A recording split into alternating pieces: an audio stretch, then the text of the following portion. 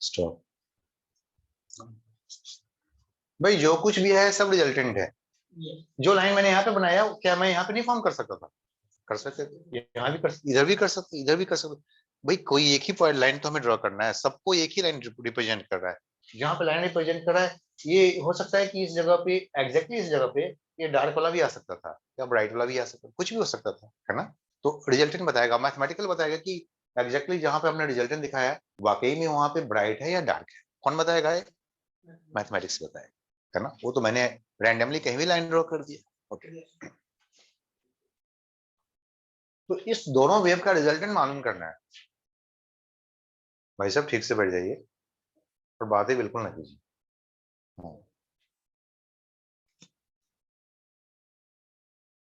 The resultant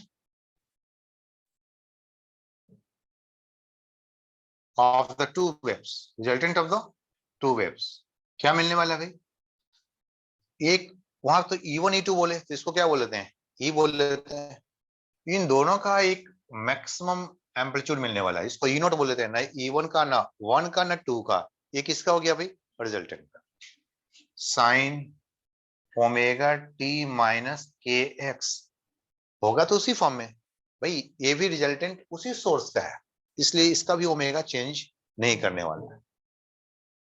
लेकिन दोनों के बीच में इनके मुकाबले में रिजल्टेंट का पाथ अलग होगा, पाथ डिफरेंस। इनका पाथ डिफरेंस अलग है, इसका पाथ डिफरेंस अलग है।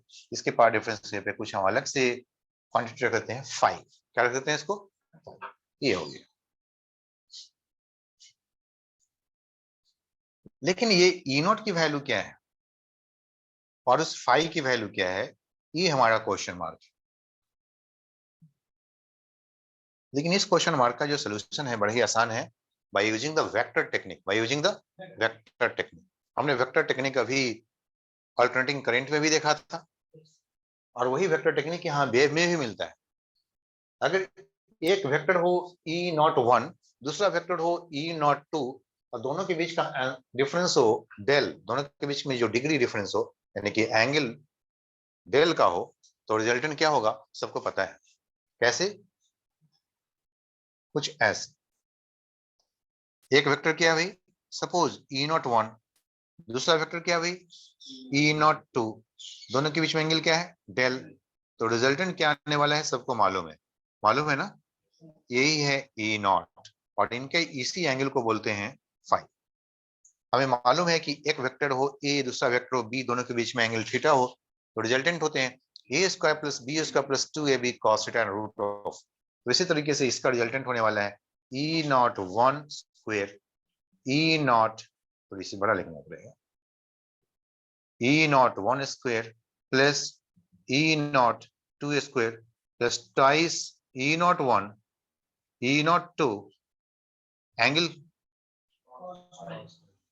cos del.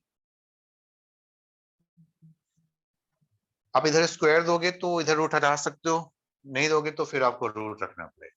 क्लियर है सबको? ये जो फाई है, इस फाई की वैल्यू भी हर कोई बोल सकता है। फाई की वैल्यू क्या हो सकता है? ई नॉन यानी कि बी साइन थीटा। अगर वेक्टर इसको बोलते हैं बी, या इसको बोल दिया A, B sine theta divide by A plus B cos theta, ये होता है ना? तो हो गया फाई की वैल्यू, यहाँ पे लिख देते हैं। What is the phi? tan inverse B के पे क्या गया? सेकेंड वाला, second E02 sine del, sine del divide by पहले वाला E1 यानी कि E01, दूसरे वाला E02 cos डेल। क्योंकि यहां से परपेंडिकुलर ड्रॉप ड्रॉप करते हैं ना, तो ये वाला लाइन यही होता है tan phi equal to this side by this side, ये होता है ना वेक्टर फॉर्म। तो भाई ये दोनों ही चीज आ गया, किस बड़े आराम से आ गए। कौन से टेक्निक को यूज करके आ गया? वेक्टर टेक्निक को, बाय वेक्टर टेक्निक। उसका नाम क्या रखा है भाई? Vector technique.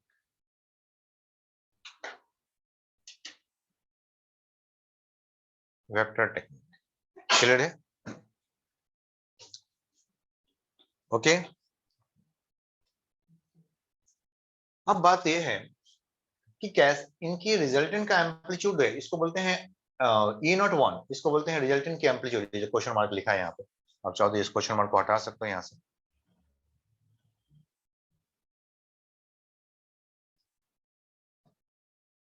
ठीक है, ये ब्राइट होगा, ये ब्राइट, ये जो दिख रहा है ब्राइट ही होगा अगर रिजल्टेंट का एम्पलीट्यूड मैक्सिमम हो। अगर रिजल्टेंट का एम्पलीट्यूड मैक्सिमम हो, मतलब ई नॉट अगर मैक्सिमम होगा ना, तो क्या होगा, ब्राइट होगा, कंस्ट्रक्टिव होगा। हाँ, नहीं सारे ब्राइट नहीं, इस जगह पे जब डेल, हर जगह पे अलग अलग पाथ डिफरेंस आएगा ना, हर जगह पे क्या आएगा, अलग अलग पाथ डिफरेंस आएगा, हर जगह पे अलग अलग पाथ डिफरेंस आने, यहाँ का पाथ डिफरेंस अलग होगा, यहाँ का पाथ, हर जगह पे अलग अलग वैल्यू आने वाले, हर जगह पे कहीं पे डार्क आने वाला, कहीं पे ब्राइट आने वाला। मैं कहूंगा कि अच्छा ये डार्क होगा, अगर यहाँ का डार्क होने का मतलब क्या है, minimum minimum resultant, minimum resultant means dark, maximum resultant means bright, ये मिनिमम। तो मैक्सिमम रिजल्टेंट का मतलब क्या हो गया, कॉस डेल की वैल्यू क्या हो जाना चाहिए, 1, मैक्सिमम मैक्सिमम 1। तो ये अगर 1 हो जाएंगे तो मैक्सिमम मिलेगा, और मिनिमम का मतलब क्या हो गया, -1। मिनिमम मींस कॉस या साइन की जो वैल्यू होती है वो +1 और -1 के बीच में होता है, तो मैक्सिमम वैल्यू क्या होता है, +1, और मिनिमम वैल्यू क्या होता है, -1। तो जब यहाँ पे जब ऐसा हो जाए कि डेल की वैल्यू कुछ ऐसा ऐसा हो जाए कि पाथ डिफरेंस मिला करके, पाथ डिफरेंस डेल के साथ आया था ना रिलेशन, तो हर जगह पे डेल की वैल्यू आपको अलग अलग आने वाला है, हर जगह पे डेल की वैल्यू अलग अलग आने वाला है। यहाँ पे जब यहाँ पे आ जाएगा ना, यहाँ पे इस जगह पे, तो डेल की वैल्यू 0 हो जाएगा, क्योंकि दोनों को सेम पाथ आना पड़ रहा है, दोनों को सेम पाथ आना पड़ रहा है। बात समझ में आ रही है, नहीं? अगर अगर इसके बारे में जानना चाहेंगे तो यहाँ का पाथ डिफरेंस क्या होगा, 0 होगा, क्योंकि भाई जितना डिस्टेंस तुम्हें कवर करना है उतना ही डिस्टेंस तुम्हें भी कवर करना है, दोनों का पाथ डिफरेंस क्या हो गया, 0 हो गया, दोनों का फेज डिफरेंस भी क्या हो जाएगा, 0 हो गया। क्लियर है?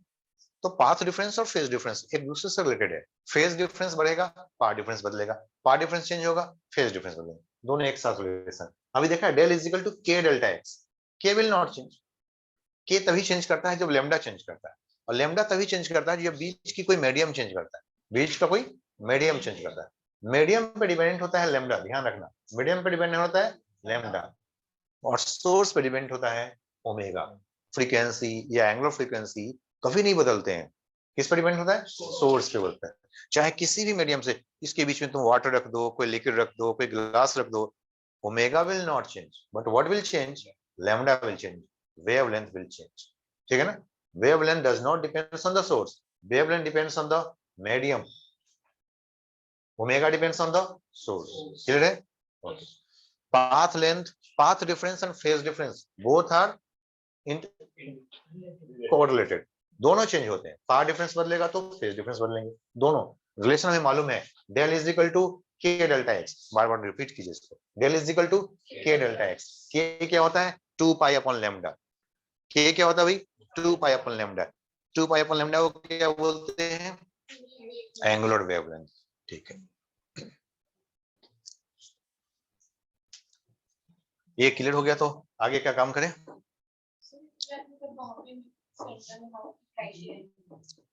हाँ सेंटर में तो ब्राइट ही आएगा हमेशा, हाँ क्योंकि जब मैं बताता हूँ, जब देखना यहाँ पे अभी सभी पता चल जाएगा, ये कहाँ से आ जाएगी कंट्रोल,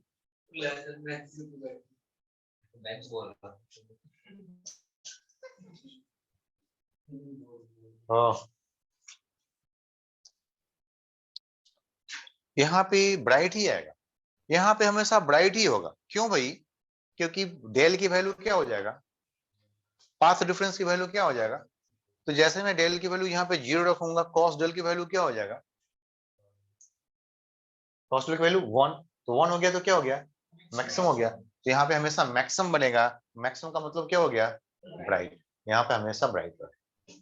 लेकिन यहाँ से कुछ एंगल ऊपर, यहाँ से जैसे थीटा है ना, तो थीटा एंगल ऊपर, कुछ एक ऐसा एंगल होगा जहां पे फिर से ब्राइट आएगा, तो बोलो एंगल क्या होगा, तो हो सकता है कितने का अंतर होगा? 1 फिर से आ सकता है, cos 0 1 होता है क्या? cos 0 इज, तो फिर ऑन फिर कब आने वाला है? 2 पाई पे आना है, और बीच में नहीं आने वाला है। तो फिर नेक्स्ट, इसका मतलब है कि इसके और इसके बीच में जो एंगल डिफरेंस है, एंगल डिफरेंस का मतलब क्या हो गया? डेल। जो डेल डिफरेंस है वो 2 पाई का होना चाहिए, यानी कि जब जब 2 पाई होगा डिफरेंस ना, क्या बनेगा? Bright bright, maximum maximum. तो इसका मतलब है कि ये डार्क और इस ब्राइट के बीच में एंगल डिफरेंस कितने का है? पाई का। क्यों? हाँ, ब्राइट और डार्क में। पाई का मतलब क्या हो गया? मिनिमम। पाई का मतलब क्या हो गया? मतलब नहीं, सॉरी, डार्क का मतलब क्या हो गया? मिनिमम। और डार्क कब आएगा? जब मिनिमम होगा। अब मिनिमम कब आएगा? जब इसकी वैल्यू -1 आएगा। जब इसकी वैल्यू, इस वैल्यू -1 कब आएगा? पाई पे आएगा। पहला वैल्यू माइनस पाई पे आएगा, दूसरा वैल्यू फिर -1 कब आएगा? इसका मतलब है कि ये पाई पे आएगा, तो ये किस पे आएगा? 3 पाई पे। पहला वाला पाई पे आया, तो दूसरा वाला किस पे आएगा? 3 पाई पे। दोनों के बीच में अंतर कितने का हो गया? 2 पाई, है ना? इस दोनों के बीच में अंतर कितने का हो गया? दो ब्राइट के बीच में अंतर कितने का हो गया? एंगल डिफरेंस कितने का हो गया? 2 पाई का। दो डार्क के बीच में भी एंगल डिफरेंस कितने का हो गया? 2 पाई। लेकिन एक ब्राइट और एक डार्क के बीच में एंगल डिफरेंस कितने का हो गया? पाई का। समझ आ रही है? ओके। तो अगर हमें पाई समझ में आ गया, तो इनका रास्ता कभी समझ में आ जाएगा, भाई आप कितने रास्ते से कितने भटक गए हो, वो भी समझ में आ जाएगा। नहीं पता चल जाएगा? अगर हमें कहीं पर डेल के वैल्यू मालूम चल गया, तो क्या पाथ डिफरेंस मालूम चलेगा? मालूम चलेगा, क्योंकि del is equal to k delta x. तो delta x is equal to del by k, del by k, यानी कि वेवलेंथ के फॉर्म में आएगा। फिर से बोलता हूं, अगर इन दोनों के बीच में एंगल डिफरेंस 2 पाई का है, तो बोलो कि यहाँ एक, यहाँ के लिए एक लाइट यहां से आने वाला है और एक लाइट यहां से आने वाला है, तो दोनों में कुछ ना कुछ तो पाथ डिफरेंस होने वाला है। बोलो पाथ डिफरेंस कितने का होने वाला है? कितने का होने वाला है?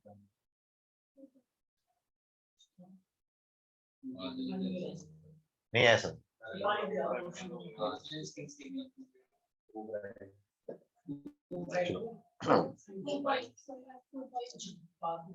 एंगल डिफरेंस, एंगल डिफरेंस कितने का है? 2 पाई का। तो पाथ डिफरेंस कितने का होने वाला है? लेमडा का हो जाएगा। हाँ बिल्कुल। नहीं, सब लोग समझ लो, लेमडा हो जाएगा। क्यों हो जाएगा? माइंड में आपको आना चाहिए ना। ठीक है, तुमको समझ में आ गया, बाकी को तो समझ में आ गया। डेल की वैल्यू अगर 2 पाई हो गया,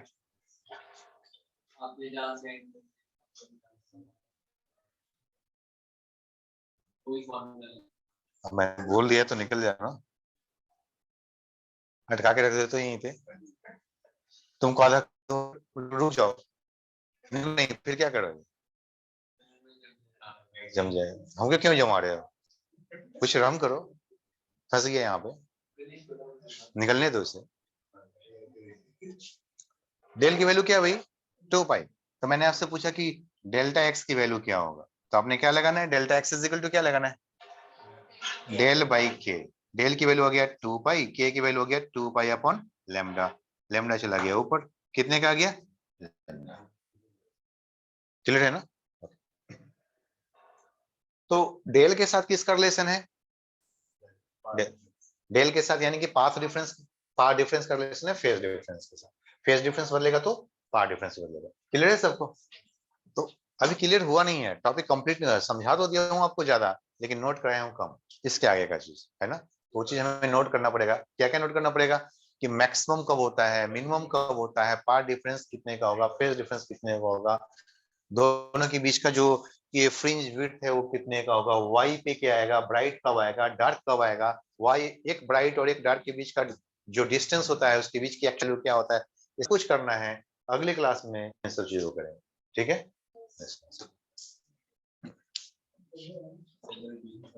हम्म। हाँ हाँ।